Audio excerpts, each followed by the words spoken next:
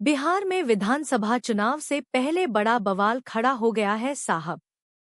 कांग्रेस समेत 9 विपक्षी पार्टियों ने सुप्रीम कोर्ट का दरवाजा खटखटाते हुए कहा कि इलेक्शन कमीशन वोटर लिस्ट में गड़बड़ी कर रहा है, जिससे करीब 2 करोड़ दलित, मुस्लिम और गरीब प्रवासी वोट नहीं डाल पाएंगे।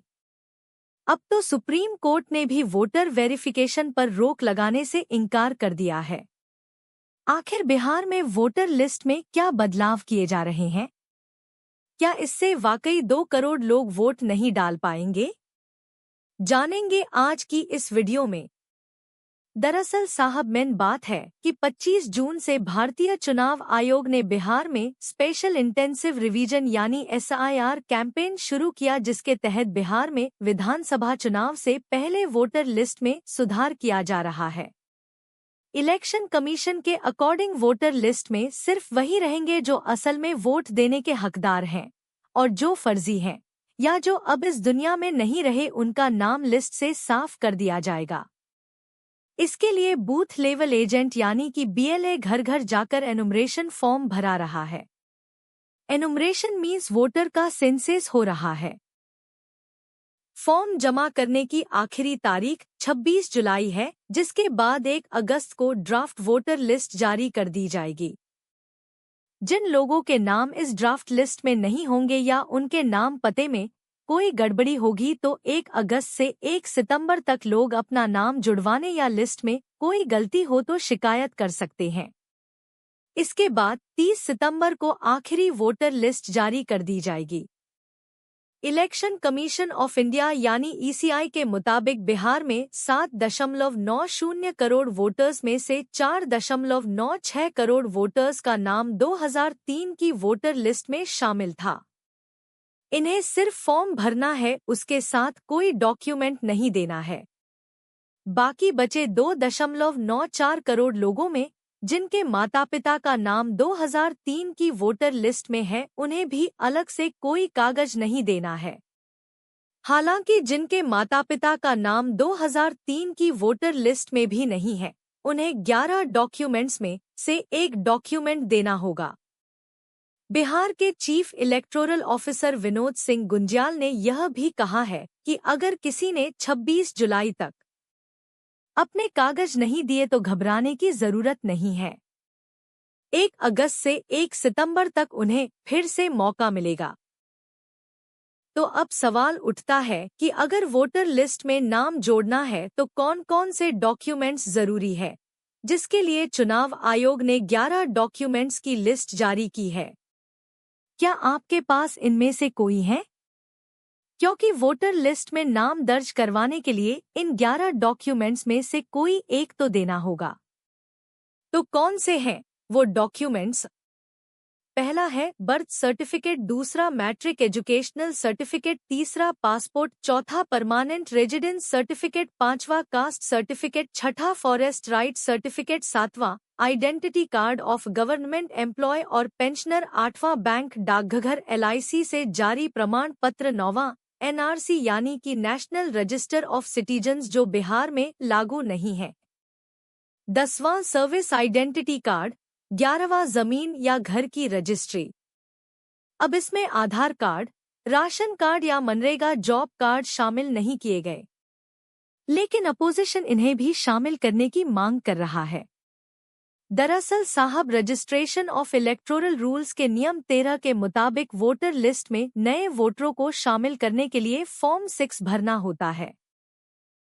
फॉर्म 6 भरते वक्त कॉलम 7 में आपकी उम्र साबित करने के लिए जन्म प्रमाण पत्र, Aadhaar card, matric certificate, PAN card, driving licence या फिर पासपोर्ट जैसे डॉक्यूमेंट्स चल जाएंगे। वहीं कॉलम 8 में पता साबित करने के लिए पानी, बिजली का बिल, बैंक या पोस्ट ऑफिस के पासबुक, किसान वही आधार, पासपोर्ट या फिर प्रॉपर्टी के कागज मान्य होंगे। तो सारे लफड़े का जड़ फॉर्म 6 है, जिसको लेकर विवाद हो रहा है। हालांकि आपके पास इनमें से कोई भी डॉक्यूमेंट्स नहीं है, तो आपको नजदीकी सरकारी दफ्तर से बनवाना पड़ेगा। फिर PLA से फॉर्म लेना होगा, उसे भरकर डॉक्यूमेंट्स के साथ जमा करना होगा। तो आप सोच रहे होंगे कि इन डॉक्यूमेंट्स के लिस्ट में आधार कार्ड और मनरेगा कार्ड शामिल क्यों नहीं किए गए। दरअसल चुनाव आयोग का कहना है कि इस पूरी प्रक्रिया का मकसद फर्जी आधार, मनरेगा जॉब कार्ड वगैरह के जरिए वोटर लिस्ट में शामिल इल्लीगल इमिग्रेंट्स और मृत वोटर्स का नाम हटाना है। बीते सालों में बिहार में तेजी से बाहरी लोग आए हैं। वोटर्स का निधन होता है, उसकी भी जानकारी नहीं दी जाती। बिहार के डिप्टी सीएम सम्राट चौधरी ने कहा है कि बॉर्डर इलाकों से आए बांग्लादेशी और रोगिया लोग फर्जी आधार और राशन कार्ड से स्थायी निवास बनवाकर वोटर लिस्ट में नाम जुड़वाने की कोशिश करते हैं, ताकि वोटर लिस्ट में नाम दर्ज हो सके। केंद्रीय खाद्य मंत्रालय के नवंबर 2024 के रिपोर्ट के मुताबिक पीएम गरीब कल्याण अन्न योजना में जो 80 करोड़ लोग अनाज ले रहे थे, उनमें से करीब 6 करोड़ के पास फर्जी राशन कार्ड थे। इन्हें अब कैंसिल कर दिया गया है। वहीं सुप्रीम कोर्ट के वकील विराग गुप्ता का भी कहना है कि फॉर्म 6 में आधार जरूरी नहीं है। इससे नागरिकता का सबूत नहीं बनता, लेकिन वोटर लिस्ट में नाम जुड़वाने के लिए इसे एक सपोर्टिंग डॉक्यूमेंट्स की तरह इस्तेमाल जरूर किया जा सकता है। विपक्ष को चुनाव आयोग की इस पूरी प्रक्रिया पर ऐतराज क्यों है, यहाँ तक कि उसने इसके खिलाफ पूरे बिहार का चक्का एक दिन के लिए जाम कर दिया। दरअसल कांग्रेस समेत बिहार के 9 विपक्षी दलों और कई एनजीओस ने सुप्रीम कोर्ट में एसआईआर कैंपेन के खिलाफ याचिका लगाई है। उनका कहना है कि यह कैंपेन वोटर लिस्ट में गड़बड़ी और भेदभाव पैदा कर रहा है। कोर्ट में कपिल सिब्बल और अभिषेक मनु सिंघवी जैसे वकील विपक्ष की तरफ से पेश हुए हैं। वहीं विपक्ष ने 4 बड़े आरोप लगाए हैं। पहला, वोटर लिस्ट में बदलाव अनकॉन्स्टिट्यूशनल है। कहा गया है कि साहब 1950 के कानून और 1960 के नियमों के खिलाफ है। कांग्रेस नेता सुरजेवाला ने कहा है कि बिहार की फाइनल वोटर लिस्ट पहले ही आ चुकी थी। अब दोबारा 7 करोड़ लोगों को नागरिकता साबित करनी पड़ रही है, जबकि एसआईआर का ना कोई कानून आधार है, ना ही नियमों में इसका जिक्र है। दूसरा, दलित, मुस्लिम और प्रवासियों को निशाना बनाया जा रहा है। एसआईआर में आधार और राशन कार्ड जैसे दस्तावेज नहीं चल रहे, जबकि बिहार के 65% ग्रामीण लोगों के पास जमीन नहीं है, तो वह जमीन से जुड़े कागज लाएंगे कहां से। वहीं आधार कार्ड और राशन कार्ड जैसे कागजों को शामिल ही नहीं किया गया है। इससे 2 करोड़ से ज्यादा दलित और प्रवासी वोटर्स को वोट डालने से रोका जा सकता है। तीसरा, इतनी बड़ी प्रक्रिया के लिए वक्त बहुत कम है। चुनाव आयोग ने बिना किसी की सलाह लिए जल्दबाजी में फैसला लिया। 26 जुलाई तक सबको डॉक्यूमेंट जमा करने हैं, लेकिन अब तक सिर्फ 14% लोगों ने फॉर्म्स भरे। दरअसल 5 जुलाई की शाम तक बिहार में करीब 1.12 करोड़ इम्यूनरेशन फॉर्म भरे गए। यह कुल वोटर्स का सिर्फ 14.18% है। चौथा, बीजेपी को फायदा पहुंचाने की कोशिश।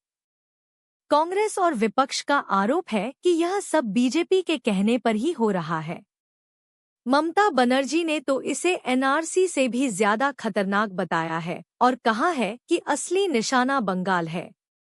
तो अब सवाल उठता है साहब कि क्या एसआईआर कैंपेन अनकॉन्स्टिट्यूशनल है? इससे पहले यह प्रक्रिया कभी हुई है? देखिए, कॉन्स्टिट्यूशनल एक्सपर्ट विराग गुप्ता कहते हैं कि महाराष्ट्र चुनाव में जब 40 लाख नए वोटर जोड़ने को लेकर विवाद हुआ, तो उसके बाद चुनाव आयोग ने पहले बिहार और फिर बाकी राज्यों में वोटर लिस्ट सुधारने का फैसला किया। विराग के मुताबिक यह पूरी प्रक्रिया संविधान के आर्टिकल 326, 1950 के रिप्रेजेंटेशन ऑफ पीपल एक्ट और 1960 के रजिस्ट्रेशन ऑफ इलेक्टर्स रूल्स के तहत की जा रही है।